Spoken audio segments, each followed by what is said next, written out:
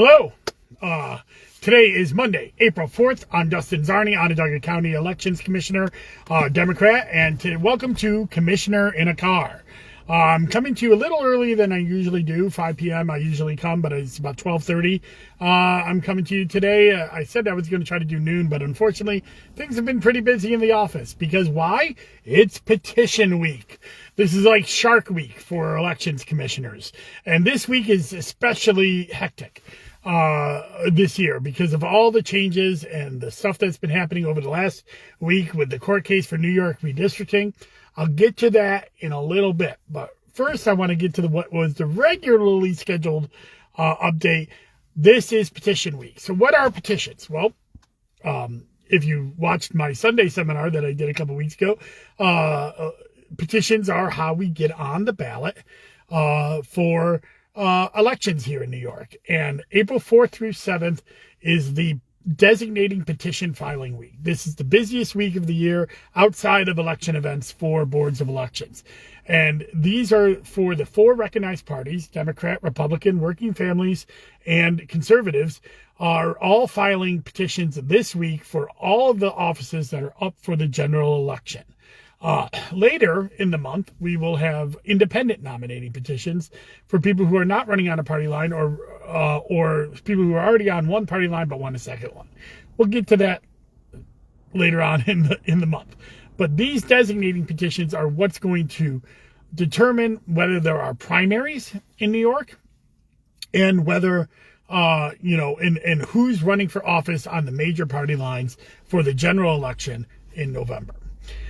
You may remember that the state offices, governor, lieutenant governor, senator, and comptroller and attorney general, were all nominated at their state party conventions.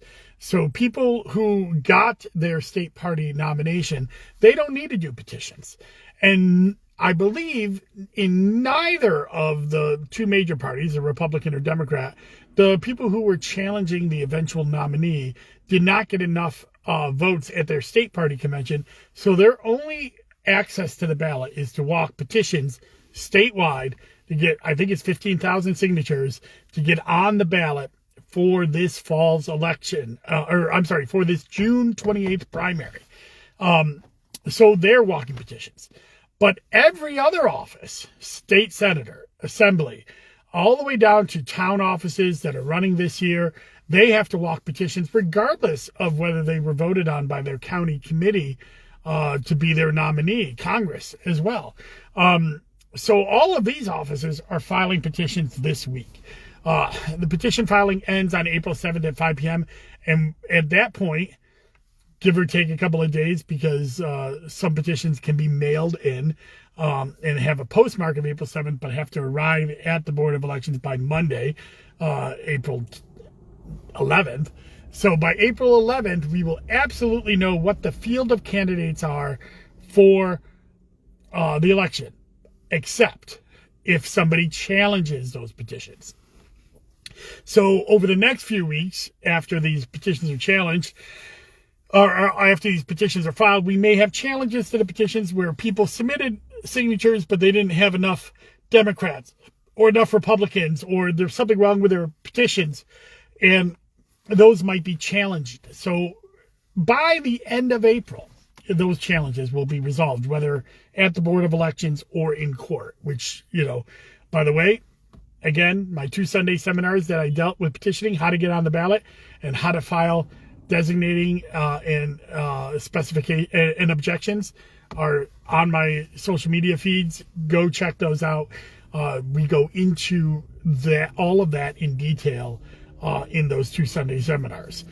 But that's what's going on right now. All of the offices that are on the ballot this year in the various counties, as well as the statewide offices, are going to be filing petitions. Now, petitions that are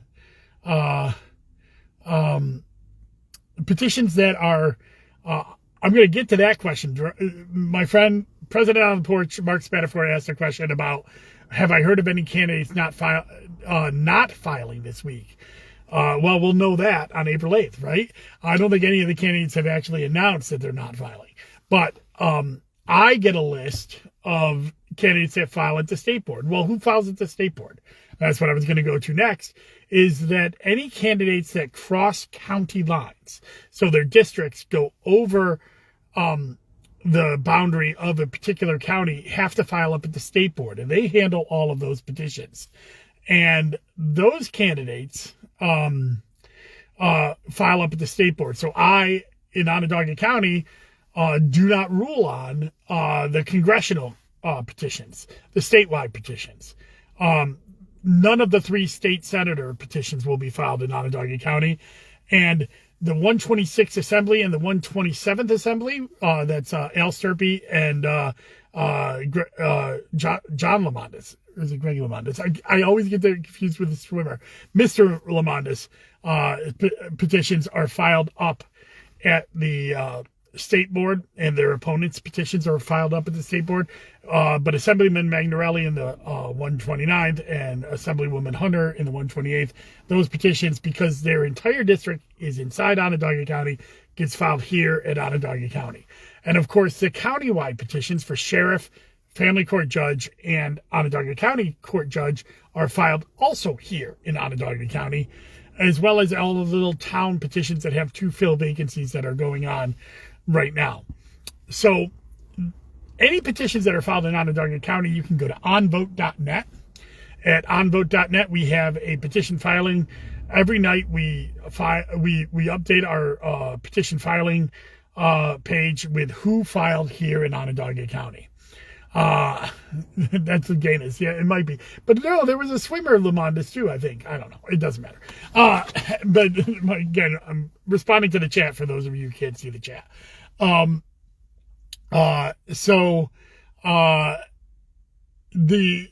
petitions that are filed in Onondaga County, you can go to onvote.net, and we will have every night releasing those petitions.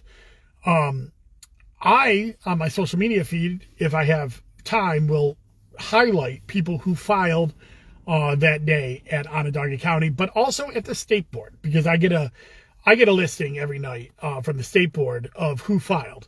And if there's Onondaga County races filed at the state board, I plan to let people know. But you can also follow along at the New York State Board of Elections website.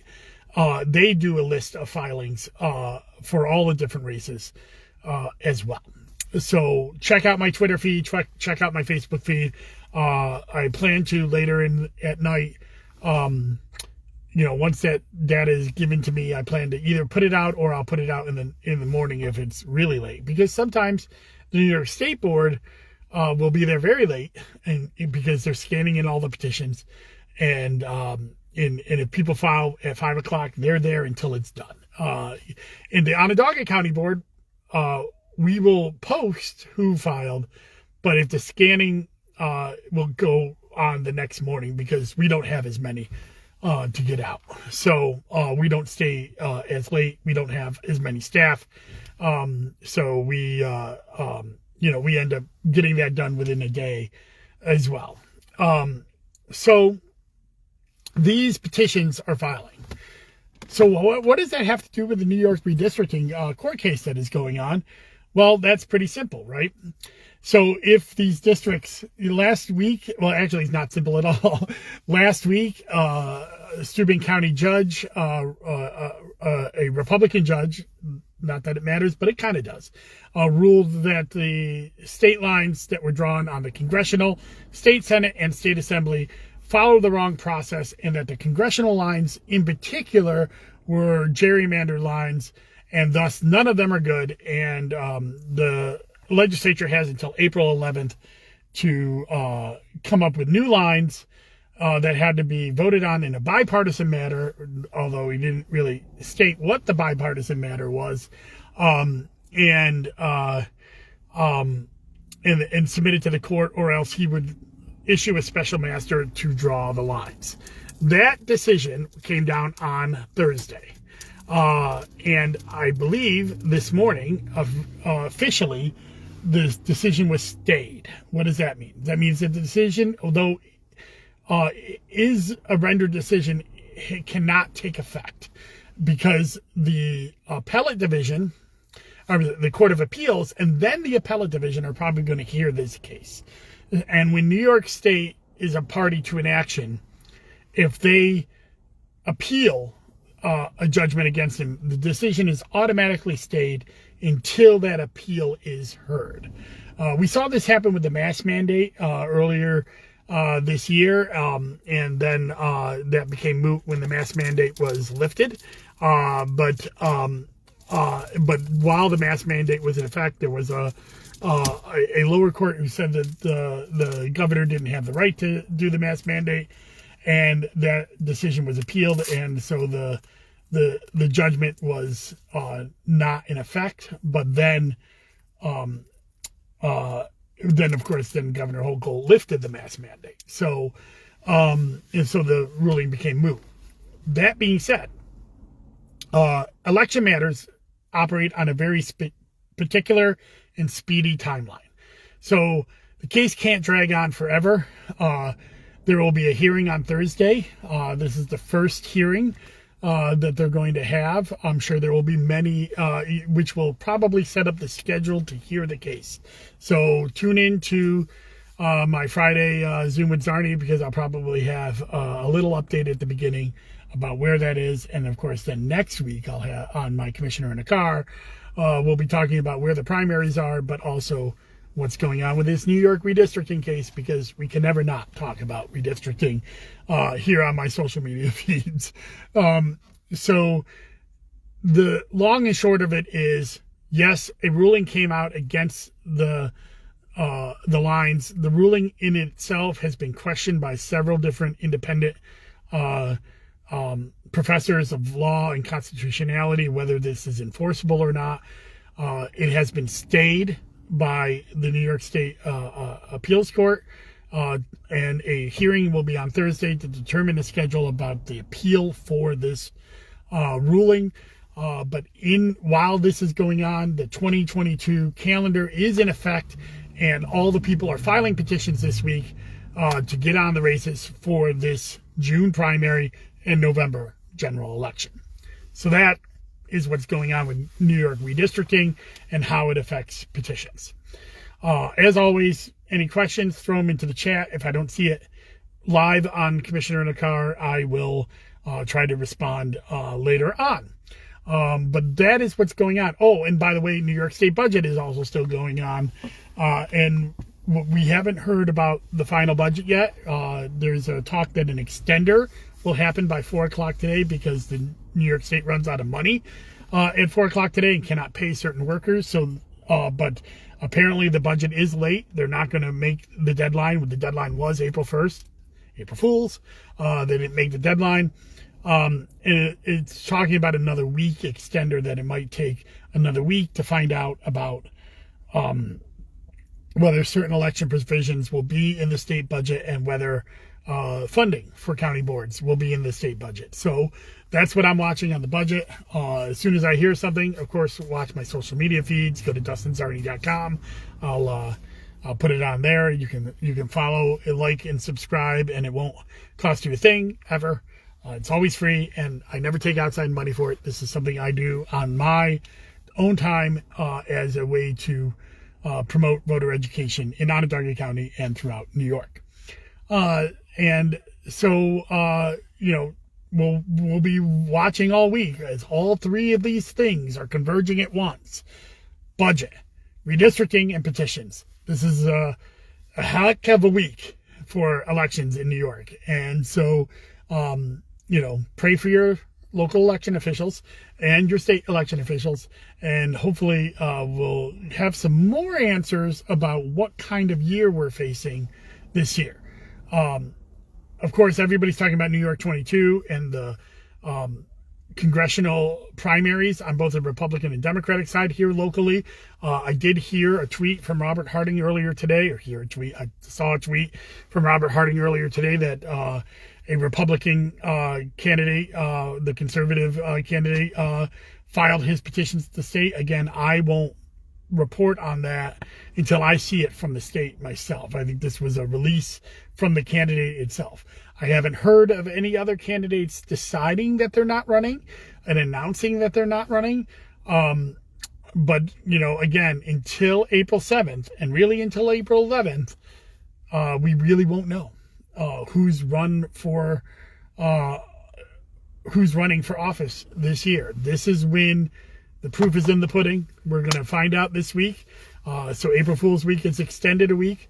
Again, also the budget is extended a week. So we're all going to figure out a lot of stuff this week. So stay tuned to my social media feeds. I'll try to update you as much as possible. But watch onvote.net for Onondaga County stuff, New York State Board of Elections website for the state stuff. And it's starting to get real. We're getting ready to have these elections again. It feels like the last 3 years has been nonstop, and it has, and it's going to continue to be nonstop in this fourth year. So take care.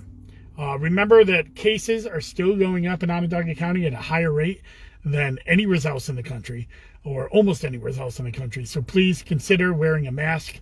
And if you are wearing a mask, go to KN95. I'll be honest, I am still deciding whether I'm going to go back to masking indoors. Right now, both the CDC and New York State Health Department has recommended for Onondaga County to masking indoors for all people, whether vaccinated or not.